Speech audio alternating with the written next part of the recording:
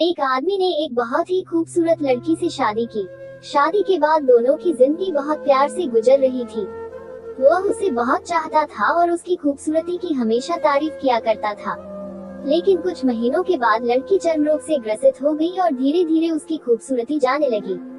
खुद को इस तरह देख उसके मन में डर समाने लगा कि यदि वह बदसूरत हो गई, तो उसका पति उससे नफरत करने लगेगा और वह उसकी नफरत बर्दाश्त नहीं कर पाएगी। इस बीच एक दिन पति को किसी काम से शहर से बाहर जाना पड़ा। काम खत्म कर जब वह घर वापस लौट रहा था, उसका एक्सीडेंट हो गया।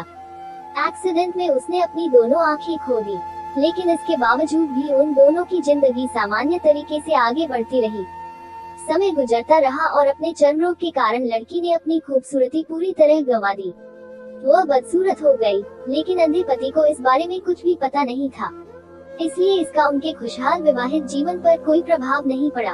वह उसे उसी तरह प्यार करता रहा। एक दिन उस लड़की की मौत हो गई। पति अब अकेला हो गया था। वह बहुत दुखी था।